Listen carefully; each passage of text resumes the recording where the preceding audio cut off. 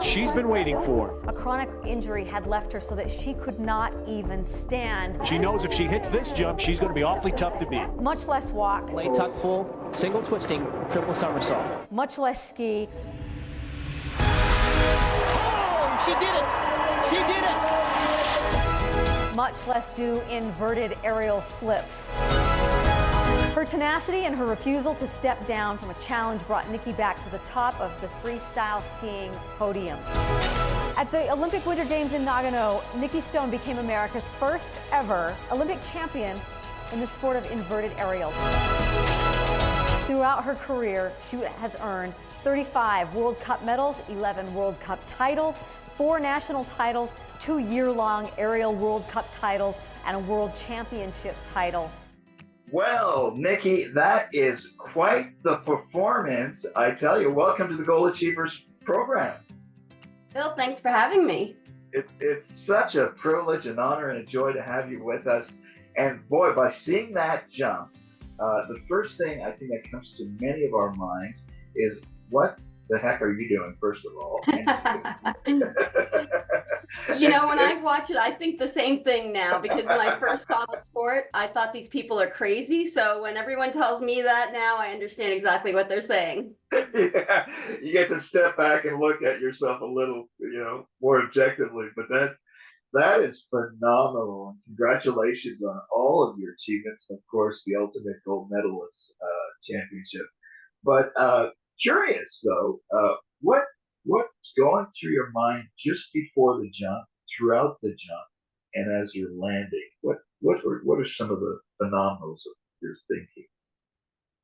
So my first Olympics, I was too focused on all the applause and all the great rewards I would get from winning, being on the covers of Wheaties boxes and going to late night talk shows and having parades when I got home. Yeah. And it really messed with my mind. And so my second Olympics, when I went, I was on a mission to win. And it meant that I had to put myself out there and only focus on what my goals were. And so there actually was a lull in the wind when I had to take my jump, because the winds were gusting up to 50 miles an hour. And I had to wait for that lull in the wind. And so I had to stand up there for 3 minutes waiting for it. And 3 minutes may not seem long if you're hitting the snooze alarm or getting a massage, but when you're waiting for your life to change, it can feel like an eternity. Wow. So standing there in those moments, I had to block everything else out. The crowds at the bottom of the hill, the cameras in my face, the winds being too strong, and just focus on what I knew how to do, which was my jump, and just go over that jump again and again and again in my head until I saw my coach tell me that it's clear, there's a lull in the wind, we got to go right now. Wow. So you had practiced this in your mind visually time and time again prior to that actual jump. Yeah, so I have a background in sports psychology, and I know how crucial it is for us to visually go through a lot of our attempts first within our mind. And because I had a spinal injury, I couldn't do as many jumps as I had previously. And so much had to be done imagining it perfectly so that I could perform those jumps when I was actually in the competition. Wow. Very, very interesting. And I'm taking notes here as you're speaking with us. Principles of success: focus, concentration, visualization. That's what's coming to mind. But let's just to step back a little bit, and we have so much to cover in this short period of time. I'm at the edge of my seat, so thank you for being with us. What got you into skiing? Take us back to those early days when you first put on a pair of skis. Where was that? How old were you? And how did you fall in love with the sport? Well, I first fell in love with sports and acrobatics when I was a young girl. When I was 5 years old, I saw Nadia Comaneci score a perfect 10 in gymnastics. Okay. And I ran in my living room and put tables and chairs together and made my own Olympic podium. Wow. And I followed in Nadia's footsteps, pursued gymnastics, and also skied recreationally with my family. I don't even remember the first time I put skis on because I was that young. And it wasn't until I was 18 years old that I was invited to try aerial freestyle skiing in Lake Placid, New York. And I immediately fell in love with the sport. It was something, like I said, the first time I saw it, I thought these people are crazy. Yeah. Believe it or not, I'm afraid of heights. So going the height of a Really? 5-story building was terrifying to me. But we take these little steps, and we have to make sure that we're looking at just the step ahead of us, to be able to build up to do something a little riskier, to be able to perform some of these more difficult jumps. That is unbelievable. Unbelievable that you were actually afraid. So let's throw in courage into that, okay? and then breaking down your goals in very achievable steps where you don't do it all in one shot, but slowly build up your confidence. That's what. Now, not everybody's going to be an Olympic gold champion that's listening to this podcast, but they are listening to this because they want to increase their performance and be a champion in their own field in their own respect. Where does that all start for a person and from your and nobody could we ask better than you who's gone through that championship process? Where does it start? How does it start in terms of goal achievement? Yeah, so the reason I studied psychology and sports psychology is it all comes from our mind. So much of what we do and perform has to do with our attitude. And it was a philosophy that my parents taught me when I was that little 5-year-old wanting to follow in Nadia's footsteps and win an Olympics someday. And I learned about this philosophy that they told me in order to be successful, you have to be like a turtle. You have to be soft on the inside, you have to have a hard shell, and you have to be willing to stick your neck out. And Yeah, throughout my career, I used this and utilized it and gained a better understanding of how I would have that passion or soft inside, how I'd overcome adversities and find that focus and determination to build that hard shell. And in order to stick my neck out, I had to believe in myself and take risks, and found a teamwork and a support system to make sure that I capsulized that whole yeah. turtle to be able to go there and make that turtle launch. Wow, very good. And thus is the name of your book, uh, uh, How Turtles Fly, right? Am I When correct on that? turtles fly, when When turtles turtles fly, fly, yes. when turtles fly. That's a great topic. And the first thing that comes to mind when you think of a turtle is that they're awfully slow, aren't they? And it's interesting that you use that analogy. It And he, can be slow, but there's so many elements that they have success, and it's why a lot of them live a long time. And they each have their own success. Like you said, not everyone's going to be an Olympic champion, but everyone has their own road to success. And maybe their path isn't to be the fastest. yeah, Maybe it's to live the longest, or maybe it's to make sure they can handle a lot of the adversities around them. yeah, So it's always finding, that strength that we have and finding a way to utilize it to make yourself better. yeah, yeah, absolutely. And of course, we think of the analogy of the race between what is it, the turtle and the The rabbit, was it? tortoise and the hare. The turtle Yes. and the hare. Yes, the tortoise and the hare. Great Yes. analogy there. I love that. I love that. So, so you talked about attitude and mindset, visualization. What are so you were 18 years old when you decided this is what I want. Is that when you decided that I want to be a gold medalist? I want to be the best at this sport. Is that Yeah, that's well, something I you decided determined I wanted to be an Olympic champion when I was 5. when you were 5? Yes, I told my Wow! parents when I built that podium that I was going to win the Olympics someday. And Wow! at the time, it was in gymnastics, and I learned that we often have to adapt. I was pretty tall for a gymnast. So oftentimes we do have to take a different path, and there's not always a straight path towards our goals. We may have to take some detours and change some things in our life, learn to be flexible and adaptive. And it changed to aerial skiing because that was actually my fit. And when I first started the sport, it actually wasn't a full medal sport yet. It Ah, wasn't in the Olympics. It was a demonstration sport, but they didn't have it as a full sport. So at the time, it was just to pursue the sport because I loved it. And that's finding that soft inside. You are not going to be successful at anything if you can't find a way to love it. Because ah, that's what's going to push us past all our adversities, what's going to help keep us on track, what's going to make sure you want to take those risks is whatever you love. That's what's going to help find that success. love it, love it. And there you were, 5 years old, and you already had a dream. That's incredible. And by the way, I do remember that 76 Olympics with Nadia Comaneci in Montreal. That's right. She was quite the performer. Right. And that speaks to, so she was a model and inspiration to you, wasn't she? She certainly was. I actually have met her now. She's part of my book, When Turtles Really? Fly. Ah, And I remember running into her in a restaurant one time. I'd met her a couple times and ran into her in a restaurant. She said, "Oh, Nikki, I thought that was you." And I thought, I can die now because my idol knows who I that's great. am. I love it. So what I would ask, you're 5 years old. You're already tremendously ambitious. Where did that come from? And I mean, that's a beautiful thing to have, but not everybody has that, do they?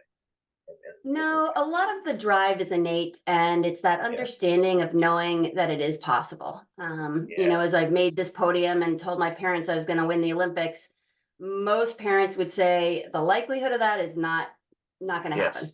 Yes. But my parents never told me that. They never said, this is a long shot, this is something you can't do. They just told me about the philosophy for success and how I had to work at it. And I think they understood that I may not get there, but there's so many great lessons I'll learn along the way that it's important to pursue our dreams and to push ourselves and to try for something loftier than a lot of people think are possible. Wow. That is amazing. So when you finally did win it, what was their response and their reaction? Just It's great. I have a reaction that the cameras caught them on tape because they tried to step away and hide within the back where they weren't where most of the families were. And they thought, in case she doesn't do well, I want to make sure we're back away from everyone. The camera still sought them out, and they showed me this video of their reaction at about 4 a.m. because we were in Japan and we were doing interviews all night long because it was the daytime in the United Yeah. States. Yeah. And I saw their reaction, which I'd never seen before. You wouldn't actually see how they're reacting in that moment. Yeah, of course. And to see that, I couldn't help but have tears well up in my eyes. I had mascara streaming down my face because I got to see that love and support and knew that this medal wasn't just about me. It was about every single person that helped me along the way in order to achieve that medal, and knew that they were all part of that moment standing on the podium. Absolutely, 100%. And you were blessed to have parents who believed in you and supported you, and that moment came to a climax. And really, what a beautiful experience that is. So you've put together a lot of elements here that are ingredients to success. The culture, the people you surround yourself with, the visualization, the courage, the perseverance, the focus, the visualize. So many ingredients that we're kind of pulling from this. But you went through quite a bit of adversity as well, and we all go through adversity in life. How did you Definitely. cope with that, and how did you process or overcome that adversity? Yes, well, I am human, and Okay, you're human, are you? there was a period where it destroyed me. Wow. I really fell into a deep depression. The spinal injury I had 10 doctors tell me I would never ski again. And this is just 18 months before my next Olympic Games. Yeah. And so it was devastating for me. And I tried every exercise and procedure possible in order to come back. And I really started feeling defeated. And for me, it helped that I found a poem that was given to me when I was a 10-year-old girl as a gymnast, Wow. someone I looked up to. It was a poem called You Mustn't Quit. And I also found a picture of a man named Joe Frazier. And Joe, many people know, is a boxer. But he won the Olympics in 1964 with a broken hand. And I figured he needs his hand for boxing as much as I need my back for jumping. So if he could come back from this, why couldn't I? And I used that inspiration and had the understanding that I could build this back up. I could come back. Found a doctor in Boston, Massachusetts, who told me that I could come back if I built up the muscles in my back to support my injured discs. But in the process, I may blow out those discs completely. And the one thing that helped me get through that was a quote from General George S. Patton that says, "Success is how high you bounce after you hit rock bottom." And I realized that I needed to stay strong so that I could bounce back, to be able to come back and start jumping again. And was able to go to my first competitions just 1 year before the next Winter Olympic Games, and had to build up from that point where a lot of the other women had already moved ahead in their degree of difficulty. Wow. And at that stage, how young were you? Like, well, I was 25 25. that Wow. time. Wow. Yeah. And you had already accomplished so much up to that point as well, and you could Yeah, have I said, had "Hey, already had a it's been a world good run." championship. You know, I was Yeah. ranked second in the world when I injured my back. And Yeah. the reason I'd hurt my back is that I wanted to be first in the world.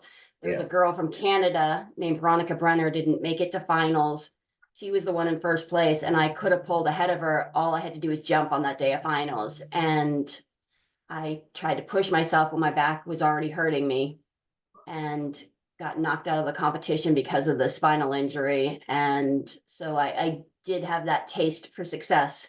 Yeah. And I knew that I had to push myself in order to go there and to get back to first place. So it was knocking myself way back down, hitting that rock bottom, and having to be ready to bounce back because I had to stay strong. Very, very, very interesting. And you made some courageous decisions along the way, inevitably. You mentioned that word success. What does that mean to you? How do you define that word? Yeah, I think everyone defines that differently. And for me, success means giving it everything I could and Yeah. being happy with the results. And there is a place that you can always push yourself further. I still look at my jump from the Olympics and realize that my legs were spread apart at one point, and so you could always say that you don't have ultimate success, but it's knowing that you put everything on the table. There's a saying, the hay's in the barn. It means that you prepared everything you could, and that's what I did going into the Olympics, is prepared everything I could, put everything in place. I'd practiced when it was windy out. I practiced when I wasn't feeling well. I practiced when the conditions weren't good. And I did all this in preparation of the Olympics. And when I landed my second jump at the Olympic Games, there were still 3 athletes to go. And a reporter overheard me say, "I did it, I did it, I did it." And he asked me, did I did it mean I won? And I didn't know what the other women were doing. I was so focused on my jump that I didn't know that I was the only woman doing triples on that day of finals because of the wins. I did it meant that I accomplished my goals. I had proved 10 different doctors wrong. I Wow. came out here and accomplished everything that I had set to that day. And that was what I did it meant. And within my book, I won no matter what the scoreboard said. And you answered my question. Really, that I was going to ask next is the competition you have, is it with others or is it really with yourself? And I think you eloquently just answered that question. That was, Yes. yeah, It's always important to look at your own goals and yeah, yourself if you're reaching those, because anyone else's success is outside of your yeah, control. You yeah. can't control what anyone else is doing. You can only control yourself. And so you have to be happy with your accomplishments. And if you're not, then you can push yourself further. That is wonderful. And I do have. So you mentioned some of your heroes, really, some models: Joe Fraser, Nadia Comaneci, others. Your parents were your heroes, obviously. Who else was pivotal in your process and road to success? There were so many people. I take a lot of pride in surrounding myself with people that push me and help me understand my own drive. Yeah. And so there were so many athletes that I'd looked up to, family members. My grandmother was an incredible role model for me. She was someone that was such a strong woman. And there was always a quote that she told me, that the brave do not live forever, but the cautious do not live at all. Ah, I used that throughout my career, and I used it to, help me jump, to do more of these difficult jumps that I was scared of, by telling myself, do you want to go out there and actually live, or do you want to have this safe life where you're not accomplishing anything. And Oh, it really helped push me in those moments when I needed it.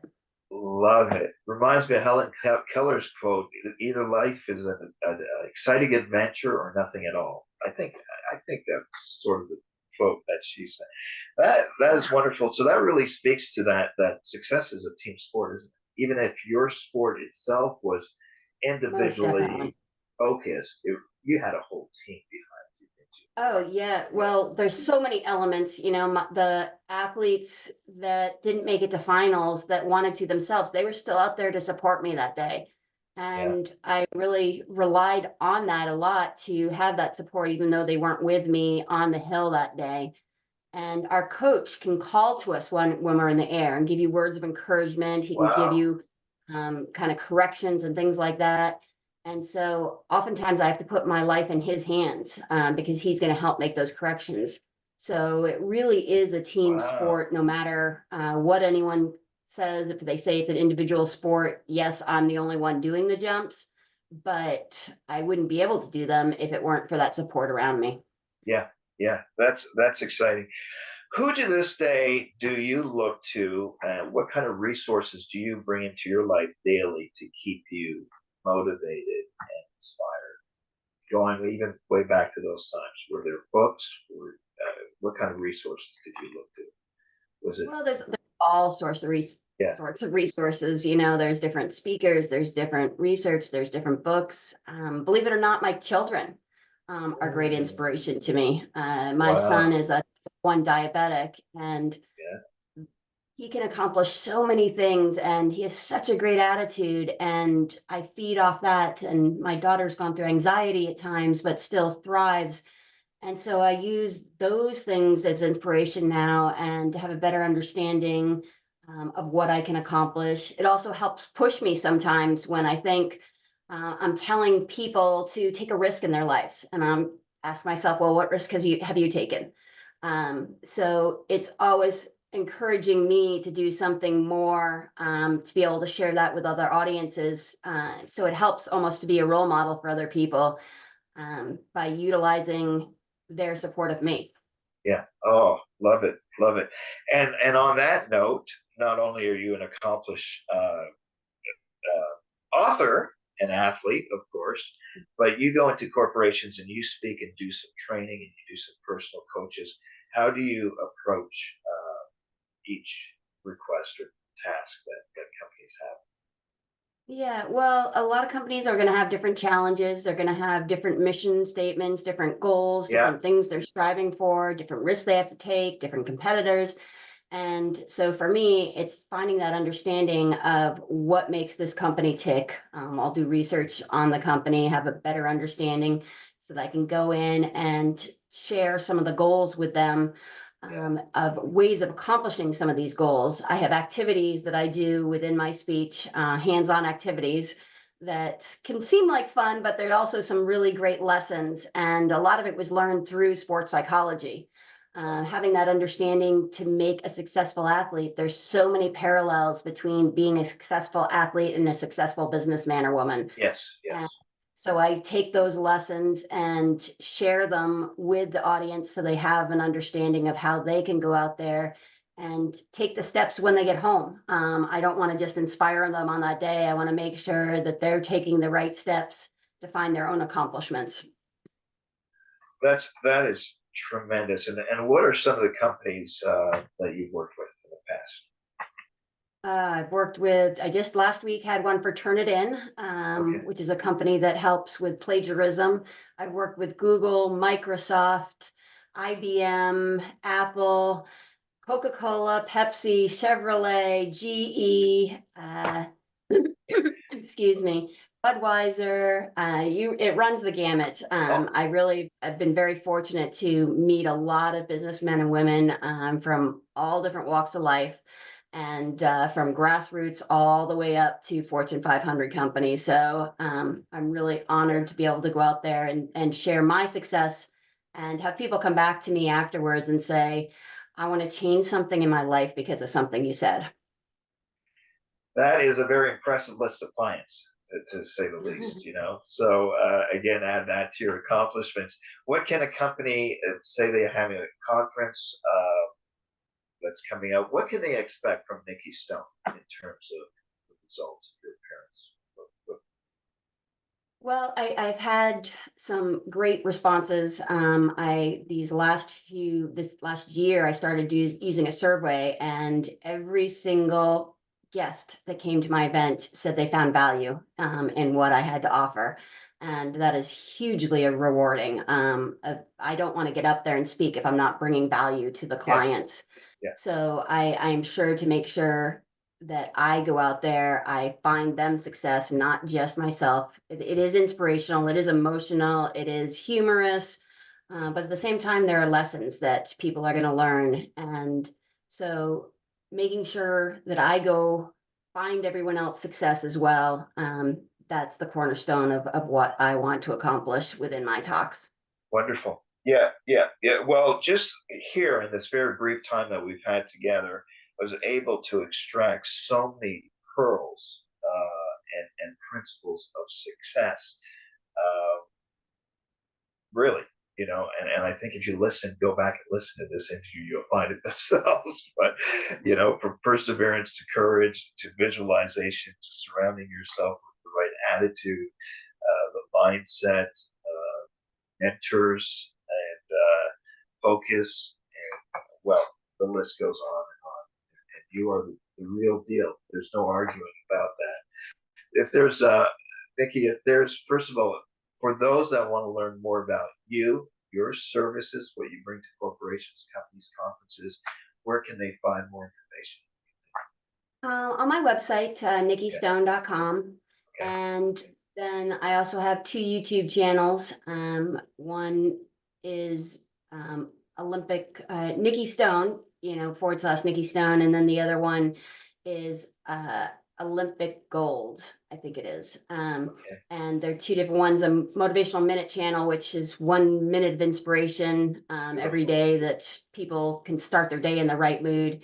And the other is speaking videos to have an understanding of what I speak on. But if they go to my website, which is nikkistone.com, they can see a lot of the information that I share with audiences. It is a very comprehensive and impressive site. You can spend a lot of good time just going and navigating through your site. And your wonderful book, When Turtles Fly, do we get that through Amazon or through your website? Yes. Yeah, both ways. If they want it personalized, go to my website, purchase it there. Otherwise, they can go to Amazon. It's When Turtles Fly, Secrets of Successful People Who Know How to Stick Their Necks Out. Love it. And I think that really sums up this time that we've had together. Nikki, what a joy, an honor, a privilege to have you. You really are an inspiration and have given us so much value in a short period of time. If there was one takeaway that you would encourage people to leave with as we're parting ways for now, what would that be? Never give up. There's so many people that told me I wouldn't be able to do something. Someone who's afraid of heights, someone who has a spinal injury, someone who had 10 doctors tell her this isn't going to be possible. That 5-year-old girl said she was going to win the Olympics. There's so many people that would count you out, and you can never count yourself out. And it's okay to go out there and not reach that goal, but it's not okay to go out there and not try.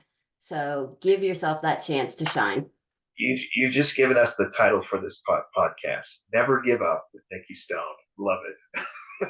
So, Nikki, bless your heart. Thank you so much for taking this time, sharing your wisdom, your experience, your strength with us. And you're welcome back anytime. Just love having this time together. Thank you, Phil. It's been my honor.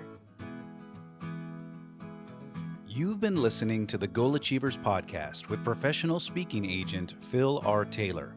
For free access to all Phil's resources and interviews, please visit myspeakersource.com. Or if you are an event or meeting planner and would like more information on how we can equip you with the perfect speakers to make your event a huge success, please email us at speakers@myspeakersource.com or give us a call at 407-900-2427.